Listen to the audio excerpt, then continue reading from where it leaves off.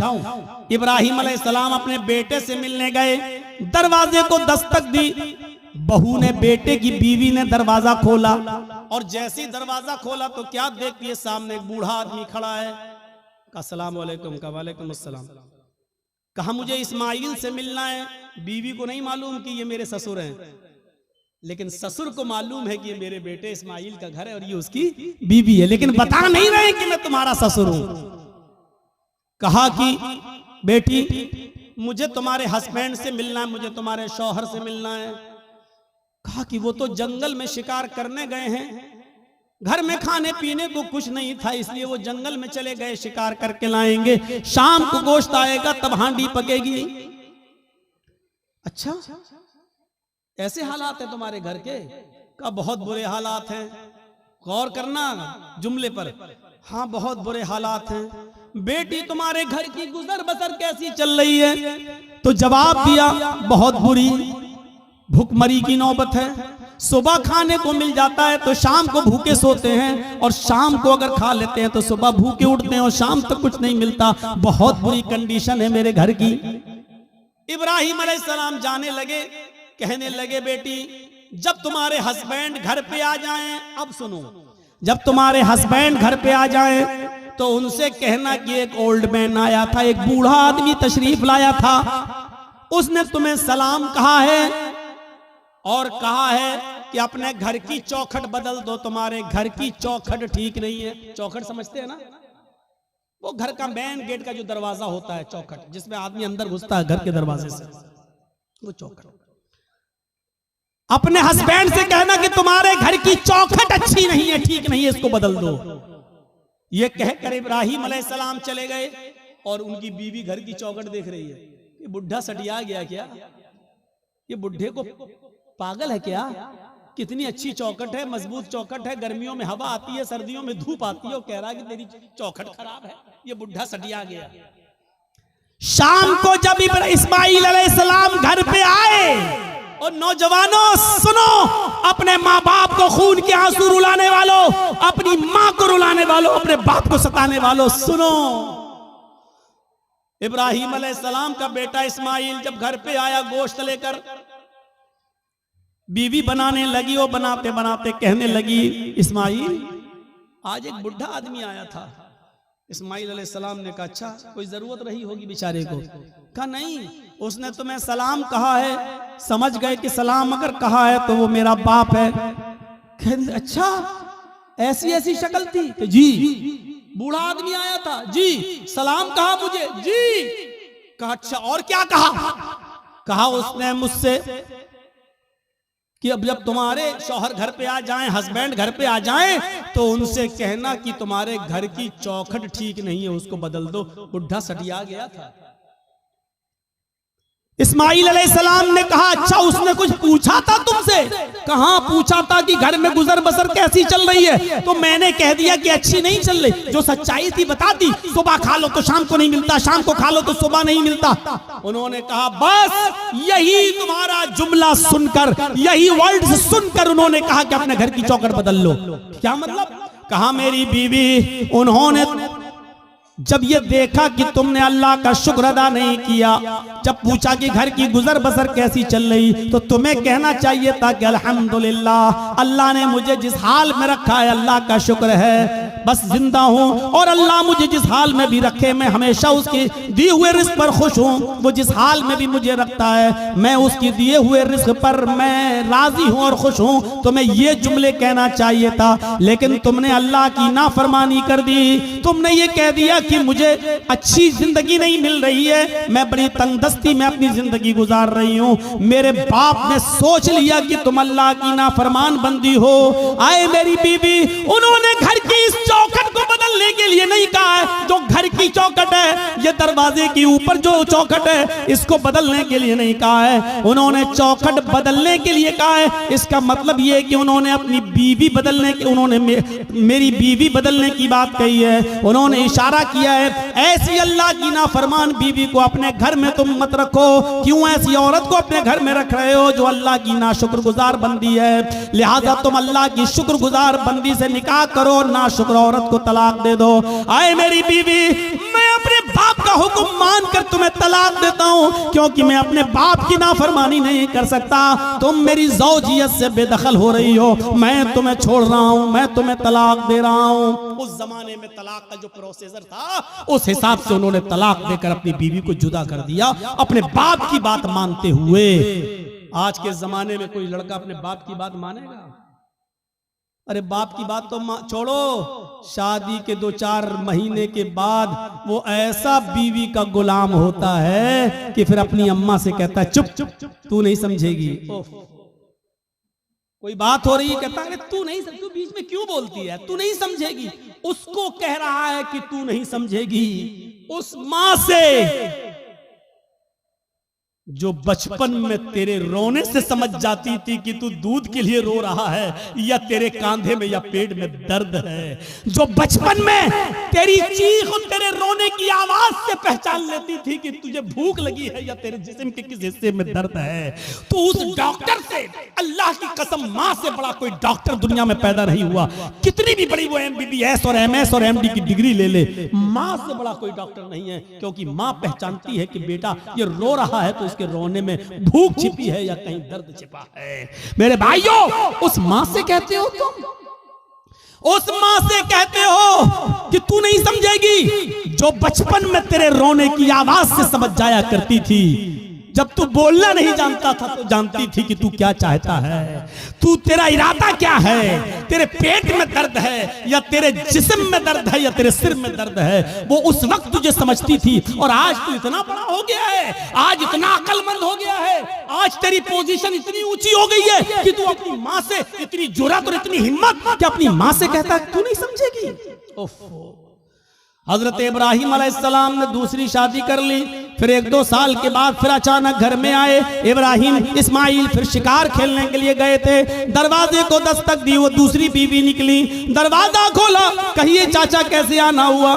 कहा मुझे तुम्हारे हस्बैंड से मिलना है। कि वो तो नहीं है, जंगल में गए शिकार करने के लिए। अच्छा, तुम कैसे रह रही हो? अल्हम्दुलिल्लाह, गुजर बसर कैसी चल रही है? अल्लाह का शुक्र है, अल्लाह ने जिस हाल में भी रखा है हर हाल में अल्लाह की तारीफ है। फरमाया मेरी बेटी, जब तुम्हारे शौहर घर पे आ जाएं तो उनसे कहना कि एक बूढ़ा आदमी आया था, उन्होंने सलाम कहा है और चलते चलते उसने ये वसीयत नसीहत की है कि अपने घर की चौखट को बरकरार रखना, इसको बदलने की जरूरत नहीं है। घर की चौखट ठीक है, ये औरत भी कहती है बुढ़ा सटिया गया, बदलने की तो कोई बात ही नहीं हो रही। इस्माइल अलैहिस्सलाम जब घर पे आए तो बीवी ने पूरी बात बताई। इस्माइल अलैहिस्सलाम खुश होकर कहने लगे मेरी बीवी वो मेरे बाप थे और घर की चौखट तुम हो। उन्होंने कहा बरकरार रखना, इसका मतलब यह कि अपनी बीवी को अच्छी तरीके से रखना, ये अल्लाह की बड़ी नेक और फरमाबरदार बंदी है। बाप की तमन्ना ये होती थी कि हमें जो है मेरे बेटे को अच्छी बहू बीवी मिले, मुझे अच्छी बहू मिले। और जहां बेटों के हक हैं बाप के ऊपर, वहां हक एक ये भी है कि वो अच्छी और दीनदार लड़की से शादी कराए। आज किन से शादियां करा रहे हो अपनी बेटियों की? माँ बाप। पहली बात तो अब माँ बाप को बेचारों को तो अब देखने का मौका ही नहीं मिलता है। अब तो लड़के और लड़कियां खुद ही सेट कर लेते हैं। अब तो माँ बाप बेचारे उनकी बात मान लेते हैं, अगर नहीं मानेंगे तो ये लड़की मेरी बेटी मेरी नाक कटा के रख देगी और मुझे बदनाम कर देगी, इसलिए जहां चाह रही है वहां कर दो बस। अब तो ये है। तो मेरे भाइयों हम गौर करें, जहां थोड़ी बहुत इंसानियत बाकी है, थोड़ा बहुत दीन बाकी है, जहां की औलाद आज भी शादी के मामलात अपने माँ बाप के ऊपर छोड़ देते हैं, वो जरा गौर करें उनके माँ बाप की अपने बच्चों की शादियां किस जगह करा रहे हैं। हजरत उमर फारूक के पास एक शख्स आया, अपने बेटे की शिकायत करने लगा कि मेरी औलाद ऐसी, मेरा बेटा ऐसा, मेरा कहना नहीं मानता। हजरत उमर फारूक ने उसके बेटे को बुलाया और बाप के सामने इतना डांटा कि तुम्हें शर्म नहीं आती? अपने बाप को सताते हो, अपने बाप की नाफरमानी करते हो, अपने बाप को रुलाते हो, तुम्हें शर्म आनी चाहिए। बहुत कोई डांटने के बाद बेटे ने कहा कि अमीरुल मोमिनीन हो गई बात? कहा मैंने तुम्हें समझा दिया है कि आपने बेटे का हक तो बता दिया, बेटों के ये बाप के साथ ये करें ठीक है, लेकिन बाप के ऊपर भी बेटे का कुछ हक है कि नहीं? हजरत उमर ने कहा हाँ है। जब वो पैदा हो तो उसको अच्छी तरबियत दे, 7वें दिन उसका अकीका करे और अच्छा नाम रखे, और जब बेटा बड़ा हो जाए तो उसकी दीनदार अच्छे घराने में, नेक घराने में उसकी शादी करा दे। ये है बाप का हक औलाद पर। तो उस बच्चे ने कहा, लड़के ने, अमीरुल मोमिनीन मेरे बाप से पूछो इसने इन तीनों कामों में से कौन सा काम मेरे साथ किया है। जब मैं पैदा हुआ 7वें दिन का था तो मेरा अकीका नहीं किया। नाम मेरा रखा, तो जानते हो इसने नाम मेरा क्या रखा? अरबी में ऐसा लफ्ज बताया जिसका उर्दू में तर्जमा होता खटमल। इसने मेरा नाम रखा खटमल। और तीसरा, जब मैं बड़ा हुआ तो शादी करा दी एक मजूसी लड़की के साथ, एक अनपढ़ जाहिल गवार जो जानती नहीं है कि शौहर का हक क्या है। इसने एक नाफरमान औरत के साथ मेरी शादी करा दी। तीनों काम इसने नहीं किए। फिर हजरत उमर फारूक ने बाप को डांटा, कहा बेटे की शिकायत करते हो, अपनी गलती नहीं बताते हो कि तुम्हारी गलती क्या है। तुमने जब अपनी औलाद का हक अदा नहीं किया तो अब भुगतो, देखो, और अब ये सारे जुल्म और ज्यादती सहो, अब तो तुम्हें सहना पड़ेगा। मेरे भाइयों, एक सहाबी रसूल हैं, अपनी माँ को खाने काबा का तवाफ करा रहे हैं। उनकी माँ पैरों से लंगड़ी है। अल्लाह महेशमी ने अपनी किताब मजमऊज ज़वाइद के अंदर इस वाक़े को नकल किया है, जरा गौर से सुनिएगा। उनकी माँ आंखों से अंधी है, पैरों से लंगड़ी है, बूढ़ी है। कहने लगी, बेटा मुझे खाने काबा का तवाफ करा दे, मेरे बेटे मुझे उम्रा करा दे, मेरे बेटे मैं तवाफ करना चाहती हूँ। उसके बेटे ने अपनी माँ को पकड़ा और खाने काबा तक ले गया, सवारी का इंतजाम किया और ले गया। और खाने काबा पहुंचने के बाद वो चूंकि पैरों से लंगड़ी थी, आंखों से अंधी थी, इसलिए वो चल नहीं सकती थी। इसलिए बेटे ने उसको अपनी पीठ के ऊपर लाद लिया। इस जमाने में व्हील चेयर चलती हैं, उस जमाने में व्हील चेयर भी नहीं थी। उसने अपने कांधे पर, अपनी पीठ पर अपनी माँ को लाद लिया। उसने 1 चक्कर पूरा किया, 2 चक्कर पूरे किए, 3 चक्कर पूरे किए, 4 चक्कर, 5 चक्कर, और 5वें चक्कर को पूरा करने के बाद जब 6ठा चक्कर लगाने लगा तो उसकी मुठभेड़ हो गई। वो टकरा गया हजरत उमर फारूक रज़ी अल्लाह ताला अन्हु से, अपनी पीठ पर अपनी माँ को लादे हुए, और अपनी माँ अपने हजरत उमर से टकरा गया। हजरत उमर ने कहा, ठीक ठीक ठीक, चलिए, सलाम हुआ, सलाम वालेकुम, वालेकुम अस्सलाम। जब उसने 6 चक्कर 7 चक्कर पूरे कर लिए तो हजरत उमर के फारूक के पास आया। हजरत उमर ने कहा, माशाअल्लाह, अपनी माँ की बड़ी खिदमत कर रहे हो तुम। इस बूढ़ी माँ को तुमने तवाफ कराया अपनी पीठ पर लाद कर। ये हंसते हुए कहने लगा, अमीरुल मोमिनीन, मेरी माँ आंखों से अंधी है, इसलिए बर्तन मैं खुद धुल देता हूँ। मेरी बीवी नहीं है, मेरी माँ इसी कपड़ों में लैट्रिनों पेशाब कर लेती है, इसलिए कि वो लंगड़ी है, वो चल नहीं पाती है, और जब मैं घर पे नहीं होता हूँ तो इसी में वो गंदगी कर लेती है। अमीरुल मोमिनीन, मैं अपनी माँ का पेशाब और पैखाना भी साफ करता हूँ, अपने माँ के कपड़े भी धुलता हूँ, और आज मेरी माँ ने कहा कि मुझे तवाफ करा दे, तो मैं उसको यहाँ तक ले आया और मैंने अपनी पीठ पर लाद कर अपनी माँ को तवाफ भी करा दिया। ऐ अमीरुल मोमिनीन, क्या मैंने अब भी अपनी माँ का हक अदा नहीं किया? क्या मेरी जिम्मेदारी पूरी हो गई? क्या मैंने अपनी माँ का हक अदा किया या नहीं? हजरत उमर फारूक की आंखों में आंसू आ गए और रोते हुए कहने लगे, चलो यार, जाओ अपने घर और अल्लाह की इबादत में अपनी जिंदगी गुजारो। उसने पीछा करते हुए कहा, अमीरुल मोमिनीन, मैंने मसला पूछा है, आपको जवाब देना होगा। फरमाया, क्या पूछते हो? कहा, ये बताओ, मैं पेशाब साफ करूं, पैखाना साफ करूं, अपने माँ के कपड़े धुलूं, अपने हाथ से खाना बनाऊं, अपने हाथ से माँ को खाना खिलाऊं, अपनी पीठ पर लाद कर मैं खाने काबा का तवाफ कराऊं, परिक्रमा कराऊं, क्या इसके बाद भी मैंने अपनी माँ का हक अदा किया या नहीं किया? हजरत उमर कहते, सुन, जब तुझे तेरी माँ जन रही थी, जब तुझे तेरी माँ पैदा कर रही थी, जब अपने पेट से तुझे बाहर कर रही थी, उसको जो दर्द हो रहा था, जो लीवर पेन हो रहा था, उसको जो दर्द हो रहा था, तुझे जनते वक्त, तुझे पैदा करते वक्त, और उस दर्द में जो उसने पहली आह निकाली, जो उसने दर्द में पहली आवाज निकाली, आह, उसने अपनी जबान से जो पहला जुमला अदा किया, जो उसने की आवाज निकाली, आए मेरे दोस्त, अभी तो तूने अपनी माँ की पहली आह का भी हक अदा नहीं किया, तू उसकी पूरे जीवन का और पूरी लाइफ का और पूरी जिंदगी का हक अदा क्या करेगा?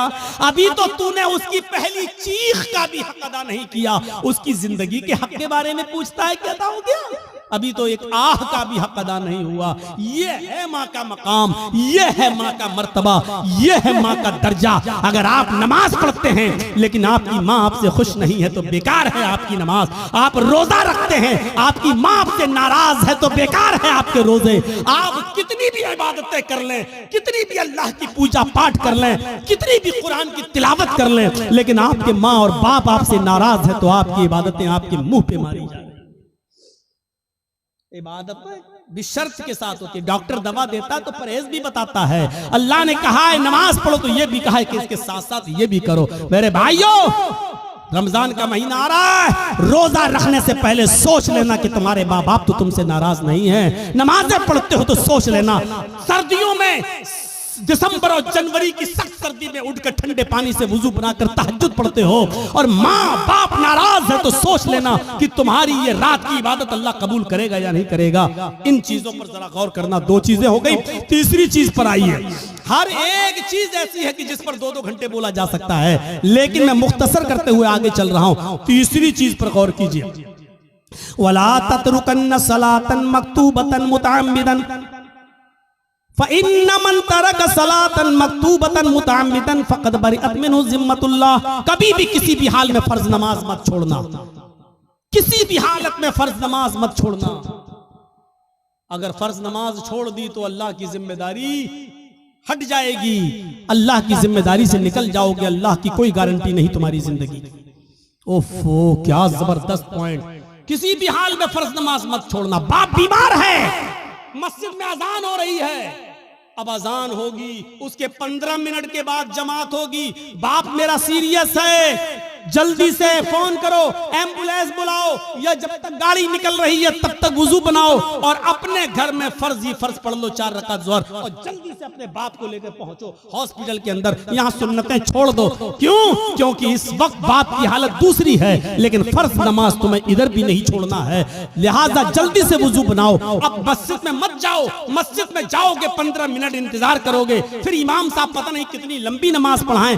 जल्दी से वुजू बनाओ घर पे और 4 रकात ज़ोहर की पढ़ो और छोटी छोटी सूरतें पढ़ लो, इन्ना अतैना कल कौसर, कुल हुवल्लाहु अहद अल्लाहु समद, और जल्दी से सलाम फेरो और अपने बाप को, अपने बेटे को, अपनी बीवी को लेके हॉस्पिटल पहुंचो। हॉस्पिटल में भर्ती कर लो, आईसीयू में भर्ती हो गई है, ठीक है, उधर भी जल्दी से वुजू बनाओ, असर की नमाज पढ़ लो। और अगर देख रहे हो कि बाप ज्यादा सीरियस, माँ ज्यादा सीरियस, तो जल्दी से 4 ज़ोहर पढ़ लो, 4 उसी के साथ असर पढ़ लो और जल्दी से लेके चलो, क्योंकि इस वक्त आपकी कंडीशन दूसरी है, बेटे की कंडीशन दूसरी है मेरे भाइयों। लेकिन नमाज आपको इस कंडीशन में भी पढ़नी है, छोड़नी नहीं है। हालत तंदुरुस्ती में और अच्छी खासी हालत में छोड़ देने वालों, इस्लाम के अंदर पूरे के पूरे दाखिल हो।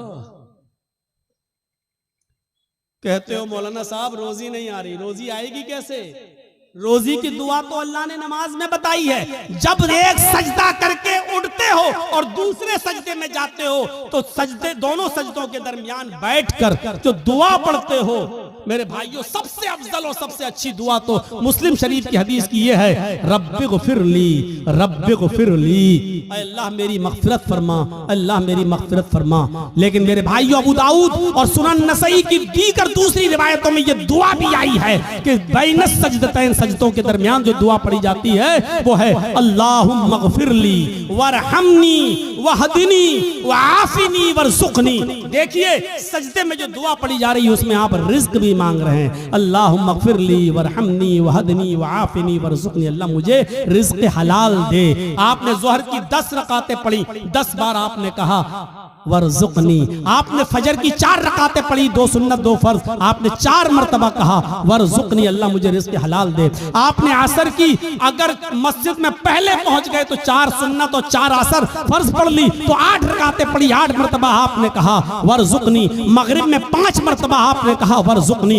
इशाम में कम से कम 7 रकातें हैं, 4 फर्ज 2 सुन्नत और 1 वित्र, आपने 7 मरतबा कहा वरजुकनी। गौर करो, जो इतनी बार अल्लाह से रिज्क मांगेगा, रोजी मांगेगा, अल्लाह उसको मायूस करेगा, अल्लाह उसको निराश करेगा, अल्लाह उसको नाउम्मीद लौटाएगा? नहीं। तो आपको रिज्क हलाल मांगने की दुआ अल्लाह ने बताई है, और वो है नमाज। नमाज ही नहीं पढ़ोगे, अल्लाह से मांगोगे ही नहीं, तो अल्लाह क्यों देने लगा तुम्हें? और देगा भी तो ऐसे ही देगा। 5,000 कमाया, घर पे आए, बेटा बीमार, डॉक्टर ने कह दिया आईसीयू में रखा जाएगा, खर्च करो 50,000। कमाया 10,000, घुस गया 50,000। क्यों? अल्लाह ने कहा वमन आरज़ा अन ज़िक्री फ़इन्न लहू मईशतन ज़न्का। तुम मेरे जिक्र से एराज करोगे, हम तुम्हारी रोजी को तंग कर देंगे। जिक्र से एराज करना। आज एक दिल चाहता कि तुमको एक कीमती बात बता दूं, सुनिए। एराज करना किसे कहते हैं? यहां पर बहुत से लोग ऐसे होंगे जो नमाज छोड़ते हैं, नमाज नहीं पढ़ते हैं, या जुमे पढ़ते हैं, 8 दिन मस्जिद में नहीं आते हैं, 7 दिन गायब। उनके बारे में तो मैं कुछ कह ही नहीं सकता, वो जाने, उनका रब जाने, उनको क्या अजाब होगा क्या नहीं, वो अल्लाह जाने, उनका रब जाने, और आप जाने। मैं उनकी बात कर रहा हूं यहां पर जो नमाज तो पढ़ते हैं लेकिन टाइम पे टाइम, नमाज तो पढ़ते हैं लेकिन टाल मटोल कर। अजान हो रही है, 5 कस्टमर रह गए हैं, इनको निपटा दूं तब जाऊंगा। जल्दी जल्दी आपने उनको सौदा दी दुकान से, जब तक बंद करके जा रहे हैं पता चला जमात हो चुकी है। हम डॉक्टर हैं, हमारे पास मरीज आया हुआ है बुखार का और जुकाम की दवा लेने के लिए, और अजान की आवाज आ गई, हमने सोचा 2 मरीजों को दवा दे दूं, उसके बाद जा रहा हूं। जब तक 2 मरीजों को हम दवा दे रहे हैं और जब तक हम मस्जिद में नमाज पढ़ने जा रहे हैं, जमात हो गई। ये है नमाज से एराज। पढ़ तो रहे हैं आप, लेकिन जमात को आपने तर्क कर दिया और जमात छोड़ दी, ये है नमाज से एराज। अल्लाह ने कहा वमन आरज़ा अन ज़िक्री, जो मेरे जिक्र से जो नमाज से एराज करेगा, रूगर्दानी करेगा, हम उसकी रोजी को फ़इन्न लहू मईशतन ज़न्का, उसकी रोजी तंग कर दी जाएगी। बंद नहीं कहा अल्लाह ने, ये नहीं कहा रोजी बंद कर देंगे, तंग कर देंगे। तंग का मतलब या तो बहुत मुश्किल से उसको रोजी रोटी मिलेगी, या बहुत आसानी से मिलेगी लेकिन रुकेगी नहीं उसके पास। आज कितने लोग हैं ऐसे, मौलाना साहब बहुत कमाता हूं लेकिन बरकत नहीं हो रही है, मौलाना साहब 1 लाख रुपया महीना कमाता हूं लेकिन रुकता नहीं है, कभी इसको कैंसर, कभी उसको टीबी, कभी इसको बीमारी, बीमारियों ने घेर लिया, लगता है कोई जादू टोना कर रहा है। अरे अल्लाह के बंदे, एराज तो समझ ले, एराज किसको कहते हैं? वमन आरज़ा अन ज़िक्री, जो मेरे जिक्र से नमाज से एराज करेगा। बच्चा रो रहा है, माँ टीवी पे सीरियल देख रही, रिमोट उसके हाथ में, सास भी कभी बहू थी, बीवी माँ उस बच्चे की माँ देख रही, सास भी कभी बहू थी, नाटक, चिप्स खाती जा रही, चाय पीती जा रही है और नाटक देखती जा रही है, ड्रामा। इधर बच्चा रो रहा है, माँ जानती है कि बच्चा दूध की वजह से रो रहा है, लेकिन सोच रही है नहीं 10 मिनट का ड्रामा रह गया, 10 मिनट और देख लूं। बच्चा रो रहा है लेकिन सीरियल देखने में लगी हुई है। क्या कहा जाएगा? माँ ने बच्चे से एराज किया। जब सीरियल खत्म हो गया, माँ ने बच्चे को उठाया और दूध पिलाया। देखिए दूध पिला रही है लेकिन फिर भी उसने अपने बच्चे से एराज किया, रूगर्दानी की अपने बच्चे के साथ। इसको कहा जाता है एराज करना। आदमी नमाज तो पढ़ रहा है लेकिन मरीजों को पूरा देखने के बाद आ रहा, जमात खत्म हो गई। नमाज तो पढ़ रहा है लेकिन दुकान के सारे कस्टमर को निपटा के आ रहा है, जमात खत्म हो गई। इसको कहा जाता है एराज करना। माँ दूध तो पिला रही है लेकिन सीरियल देखने के बाद आदमी नमाज तो पढ़ रहा है लेकिन अपनी दुकानदारी पूरी करने के बाद, तो आपने अल्लाह के लिए छोड़ा क्या है? आपने अल्लाह के लिए छोड़ा क्या है? कुर्बानी क्या दी है? कुर्बानी तो ये थी, आवाज आई हय्या अलस सलाह और सामने वाला 10,000 रुपए का कस्टमर है। आप कह दो कि जा पहले मैं नमाज पढ़ने जा रहा हूं, अगर नमाज नहीं पढ़ूंगा मैं नमाज के बाद ही तुम्हें दूंगा, जाओ नमाज पढ़ दो उसके बाद आना। हय्या अलस सलाह की आवाज सुनते ही मस्जिद की तरफ चले जाओ। वो कहने लगा कि मैं 10,000 रुपए का सामान लेने आया। आपने कहा 10,000 रुपए की परवाह नहीं है, रज़्ज़ाक़ वो है, रोजी रोटी देने वाला वो है। रोजी रोटी देने वाली तेरी जात नहीं, अल्लाह की जात है। आपने 10,000 के कस्टमर को ठुकरा दिया और आप मस्जिद में नमाज पढ़ने चले गए। ये है नमाज। ला ततरुकन्न सलातन मक्तूबतन मुताम्मिदन, कभी भी किसी भी हाल में कसदन और जानबूझकर तुम फर्ज नमाज को तर्क मत करना। जो फर्ज नमाज को जानबूझकर तर्क कर देता है, फर्ज नमाज को जानबूझकर छोड़ देता है, अल्लाह की जिम्मेदारी उसकी ऊपर से उड़ जाती है। अपने आप पर गौर करो कि कितने % मुसलमान हो, इस्लाम में दाखिल हो या नहीं, ऐसा करते हो या नहीं।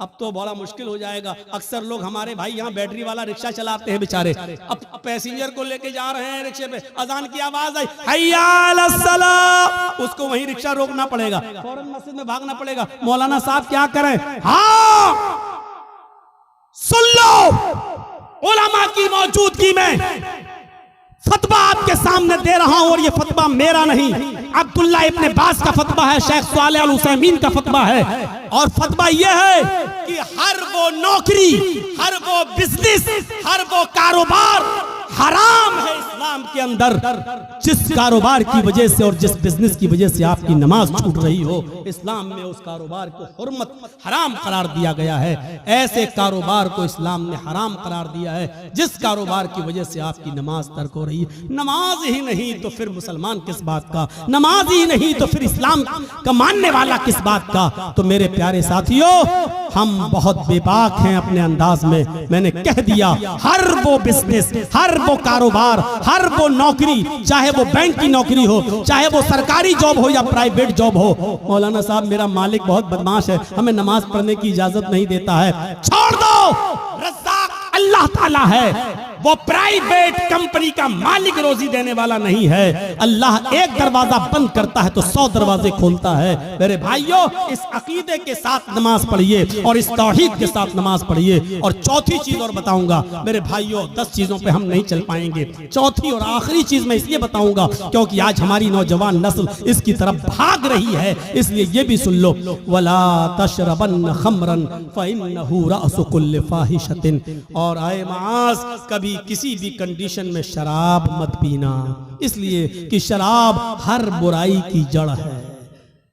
शराब मत पीना वैसी हराम हो गई, लेकिन शराब का नुकसान क्या बताया? फ़इन्नहु रासु कुल्लि फ़ाहिशतिन, हर बीमारी, हर बुराई की जड़ है। यानी आप शराब पिएंगे तो कोई भी गुनाह कर सकते हैं। शराब पी के आदमी घर में आया, माँ ने डांटते हुए कहा, अच्छा तू शराब पी के आया कमीने, बेगैरत, शराब पी के आया, हट तेरी माँ का, तेरी अपनी माँ को ही माँ बहन की गाली दे रहा है, अपनी बहन को ही गाली दे रहा है, अपनी बेटी को गाली दे रहा है। इससे बड़ा कमीना और इससे बड़ा रजील इंसान कौन हो सकता है जो शराब के नशे में आकर अपनी माँ को गाली दे, अपने ही बाप को गाली दे, अपनी बहन को और अपनी बेटी को गाली दे, अपने भाई को गाली दे। इससे बड़ा कमीना इंसान और कौन हो सकता है?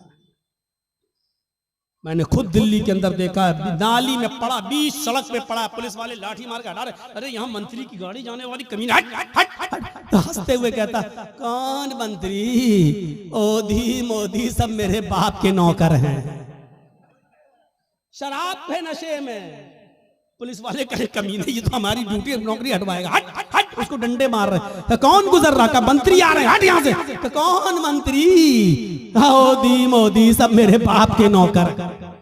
शराबी की नजर में कोई किसी की हैसियत नहीं होती, बड़ी से बड़ी शख्सियत भी उसके सामने जीरो होती है। क्यों? क्योंकि उसने जो चीज पी है उसने उसकी अकल को खराब कर दिया, उसकी अकल को ढांप लिया, इसलिए उसकी नजर में बड़ी से बड़ी शख्सियत भी कुछ नहीं होती है। जब शराब हराम नहीं हुई थी, जब शराब हराम नहीं हुई थी तो नबी के चचा हजरत हमजा ने शराब पी ली थी, और एक गाना गाने वाली के गाने के जोश में आकर उसने कहा, अला या हमजा लिशुर्फिन नवा, आए हमजा तू तो मोटी ऊंटनियों के लिए है। हजरत अली की ऊंटनी वहीं पर चर रही थी, चारा घास खा रही थी, हजरत हमजा को जोश में चढ़ा दिया कि ये ऊंटनी का कलेजा हमें मिल जाए तो कितना अच्छा। वो गाने वाली थी और हमजा शराब के नशे में थे, उठाई तलवार, खंजर ऊंटनी का पेट चाक किया और कलेजा निकाल के लाए, उसको दे दिया, ले। हजरत अली आए, कहा ये तुमने क्या किया, मेरी ऊंटनी, अरे जा हट यहाँ से। शराब के नशे में हजरत अली को भगा दिया। हजरत अली ने अल्लाह के नबी से शिकायत की, अल्लाह के रसूल उनके साथ आए, और जब आए कहा, चचा ये क्या कर दिया तुमने, अली की ऊंटनी को खंजर मार के मार डाला, उसका कलेजा निकाल लिया। हजरत हमजा शराब के नशे में थे, बुखारी की रिवायत, हजरत हमजा शराब के नशे में अल्लाह के रसूल से कह रहे चल हट, तू तो मेरे बाप का नौकर है, तू तो मेरे बाप का गुलाम है। मेरे भाइयों, शराब के नशे में जब एक शख्स मोहम्मद रसूलुल्लाह को ऐसा कह सकता है तो इसका मतलब यह है कि शराब छोटे और बड़े की तमीज को भुला देती है। शराब इंसान के अंदर से इज्जत, रिस्पेक्ट और अदब को खींच लेती है। इसलिए नौजवानों, शराब जैसी मनहूस चीज को अपने मुआशरे से दूर रखिए, अपने समाज से दूर रखिए। आपको